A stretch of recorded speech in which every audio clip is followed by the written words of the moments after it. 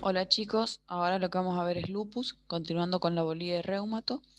Vamos a decir que el lupus es una enfermedad crónica, multisistémica, de etiología desconocida y como todas las enfermedades autoinmunes va a ser, va a prevalecer en las mujeres, principalmente en una relación de 9 mujeres cada un hombre. Si bien la causa del lupus no está definida, vamos a, vamos a sostener, o sea, se sostiene que existe una interacción entre los factores genéticos, hormonales, ambientales e infecciosos que van a estar involucrados en la patogénesis de la enfermedad. Esto a su vez va a llevar a una disregulación de los sistemas inmunes, por lo que es una enfermedad autoinmune, con hiperreactividad inmune humoral, también con la producción de varios autoanticuerpos y también con un deterioro de la función de las células T, producción de citoquinas y aumento de la apoptosis. Por eso no solamente, o sea, tiene una afectación multisistémica y vamos a ir viendo que a nivel de distintos tejidos, de distintos sistemas donde va actuando, va produciendo una destrucción y un cambio en la arquitectura normal de la histología del órgano afectado. Habíamos dicho que el lupus es una enfermedad multisistémica, por lo tanto, sus primeros indicios van a ser síntomas inespecíficos, como es la fatiga, el malestar, la fiebre, la anorexia, náuseas, pérdida de peso, y a partir de ahí comienzan lo que van a ser las manifestaciones específicamente en cada sistema. Manifestaciones musculoesqueléticas, como son las artralgias, la poliartritis no erosiva, las deformidades, las necrosis óseas, las miositis. A nivel hematológico, el paciente cursa con una anemia, que puede ser una anemia hemolítica. Puede haber afectación de las 3 líneas celulares, como la leucopenia, linfopenia, trombopenia. Y por lo mismo, esplenomegalia o linfadenopatías. A nivel cutáneo es la manifestación semiológica que vemos más rápido con la famosa el eritema en alas de mariposa, pero que tiene un nombre como el lupus cutáneo crónico agudo, la fotosensibilidad, son pacientes que cuando se exponen al sol inmediatamente desarrollan una rosácea, tienen alopecia, vasculitis, paniculitis.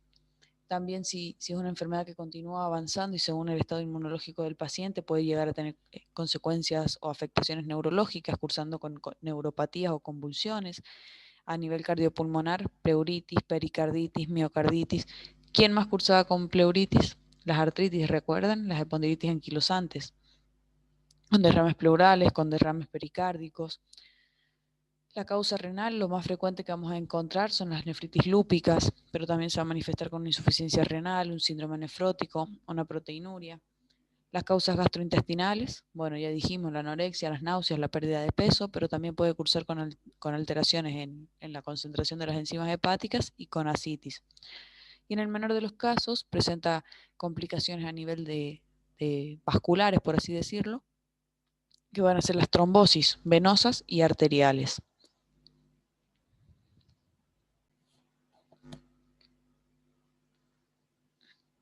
Las manifestaciones cutáneas suelen ser las más frecuentes. Vamos a tener las manifestaciones cutáneas específicas, como es el eritema malar, los exantemas fotosensibles, un lupus bulloso, una necrólisis epidérmica tóxica, la subaguda, como es el lupus anular policíclico o lupus psoriasiforme, y las crónicas, el lupus discoide localizado o generalizado o la paniculitis lúpica.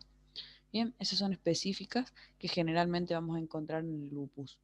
Este eritema malar cursa con forma de rash, que se va a localizar en las mejillas, en el puente de la nariz, también alrededor de los ojos, en el cuello, en el escote. La fotosensibilidad, los exantemas fotosensibles se manifiestan dentro de las 24 horas de la exposición solar y son cambios que pueden persistir durante mucho tiempo. También pueden manifestarse, como habíamos dicho, lesiones maculopapulares, las ampollas, que es el lupus bulloso, y se pueden producir en el peor de los casos, por así decirlo, unas úlceras en lo que es la mucosa oral o nasal, pero más que nada son úlceras indoloras. Las manifestaciones más frecuentes que va a presentar el paciente son los síntomas inespecíficos o síntomas generales, como la debilidad, la fatiga, la anorexia que dijimos, y puede llegar a tener febrícula o fiebre. Entre las inespecíficas, perdón, entre las manifestaciones inespecíficas, vamos a tener lo que es la telangiectasia, la libido reticularis, nódulos subcutáneos, vasculitis livedoide, alopecia no cicatrizal, las vasculitis leucocitoclásticas y el fenómeno de Raynaud. Aquí vamos a un tema muy importante, y esto es pregunta del doctor Caen, porque vamos a hablar de una de las causas del daño renal, que es la nefritis lúpica. Bien, nosotros tenemos que este lupus, o sea, el lupus es una enfermedad sistémica y que se va a producir o se va a acompañar de depósitos de inmunocomplejos, además de una cascada inflamatoria y la producción de citocinas, etc. Entonces, ¿qué va a pasar? Cuando estos inmunocomplejos comiencen a depositarse a nivel de lo que va a ser el glomérulo, va a ir provocando distintas patologías a nivel intersticial, o sea, a nivel glomerular, por así decirlo. Entonces lo vamos a clasificar. Nosotros dijimos que una de las razones para hacer una biopsia renal era para estadificar, por ejemplo, una nefritis lúpica. Pero en un paciente que ya sabemos que tiene un lupus, directamente no lo hacemos. Bien, es más que nada un diagnóstico por descarte. Entonces vamos a tener en el paciente con lupus una nefritis lúpica o las nefropatías por lupus. La clase 1 es la nefritis lúpica mensagial con cambios mínimos, donde tenemos una glomerulopatía, o sea, donde tenemos a nivel de la microscopía una estructura normal. La clínica es una clínica asintomática y no produce alteraciones en el sedimento, por lo tanto es muy raro que la diagnostiquemos. Luego vamos a tener la clase 2, que es una nefritis lúpica mesangial proliferativa, donde tenemos una proliferación celular mesangial con depósitos mesangiales. Ahora el paciente sí puede cursar con una proteinuria o hematuria leve y con alguna alteración de la función renal. Por eso recuerden que siempre que solicitamos análisis, así como pedimos colesterol y pedimos glucemia, también vamos a empezar a pedir urea y creatinina. Luego tenemos la clase 3, que es la nefritis lúpica focal, donde ya comienza con una proliferación celular subendotelial, hay depósitos subendoteliales, el sedimento está alterado y existe una proteinuria mayor a 1 gramo. El filtrado glomerular es normal y no tenemos proteinuria de rango nefrótico. Luego vamos a tener la clase 4, que es la nefritis lúpica difusa, donde ahora hay más glomérulos afectados por los depósitos subendoteliales, aparecen las famosas lesiones en asa de alambre y tenemos un sedimento alterado, una proteinuria que puede alcanzar un rango nefrótico, una insuficiencia renal y, lógicamente, por esta afectación glomerular, la hipertensión. La clase 5 es la nefritis lúpica membranosa, con una proliferación celular subepitelial, y tenemos ahora sí o sí un síndrome nefrótico franco. Si nosotros recordamos, el síndrome nefrítico se producía por los depósitos, ¿bien? Mientras que el nefrótico era un daño en la barrera. Y fíjense, nosotros en las primeras 4 clases que tenemos depósitos. Escasos depósitos mesangiales, depósitos subendoteliales. Entonces todo esto está cursando con un síndrome nefrítico. Pero ahora ya cuando estamos en una clase 5, esta proliferación celular subepitelial, los depósitos subepiteliales y el aumento de la proteinuria nos está dando un rango nefrótico, bien, un síndrome nefrótico. Y en la clase 6, ya tuvimos toda la nefritis, el síndrome nefrótico y listo, nos queda una insuficiencia renal crónica, porque ya está alterado el filtrado glomerular, ya está alterada la capacidad de filtración del glomérulo, hay un daño en la barrera glomerular, etc. Bien, por lo tanto, el paciente está cursando con una insuficiencia renal crónica. Esto es algo muy importante, que es el laboratorio para lupus, donde vamos a tener una presencia de anticuerpos, los ANA, que prevalecen en el 98%, prácticamente un ANA descarta un lupus, ¿bien? Pero puede pasar que no haya ANA, pero tengamos lupus. Es casi imposible, pero puede pasar. Vamos a tener los anti-ADN doble cadena, que son muy específicos y se relacionan también con el riesgo de nefritis y es de peor pronóstico. Los anti-CM o los anti-endomicio, que son los más específicos junto a los anticuerpos de doble cadena, anti-ADN doble cadena, los anti-RO, que se asocian con el lupus eritematoso sistémico también, crónico, con el lupus congénito y con el síndrome seco. Este es menor riesgo de nefritis.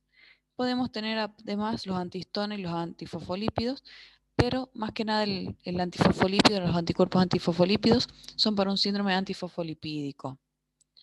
Pero los que más nos importan van a ser los ANA, los anti-CM y los anti-RO. Y también podemos tener o considerar los anti-ADN de doble cadena. Lo más importante ahora es cómo vamos a hacer diagnóstico, porque el paciente puede traer todo eso, pero le falta la clínica, o tiene toda la clínica, pero le faltan los anticuerpos. Nosotros para hacer diagnóstico vamos a cumplir con uno de estos por lo menos y uno de estos por lo menos, pero que en total sumen 4. Vamos a tener los criterios clínicos de este lado y de este otro lado los criterios inmunológicos o criterios de laboratorio. En total son 17. Cuando les pregunte el doctor cuáles son los criterios de lupus, ustedes no digan son 17 criterios, porque si ustedes dicen son 17 criterios, el profesor los va a contar. Entonces, ¿ustedes qué van a decir? Bueno, los criterios se dividen en criterios clínicos y los criterios inmunológicos. Y fíjense qué fácil forma de estudiar el tema de los criterios. Nosotros sabemos las manifestaciones clínicas del lupus, las manifestaciones hematológicas, renales, eh, hematológicas, vasculares, las manifestaciones a nivel cutáneo. Entonces, ¿cuáles son las características clínicas? Esas, que el paciente presente un lupus, una lesión de la piel aguda o subaguda, incluyendo el rash malar, el eritema malar, un lupus ampolloso, los exantemas fotosensibles, que presente, o sea, o lupus discoide, o las úlceras orales, o alopecia no cicatricial, que el paciente curse con sinovitis, al menos una derrame pleural, una pleuritis, un derrame pericárdico, o una alteración de dos articulaciones, perdón, la serositis era la anterior y la sinovitis, que es donde están comprometidas dos articulaciones, la afectación renal, donde hay una relación proteinuria-creatinuria de 24 horas que me esté indicando la existencia de una proteinuria.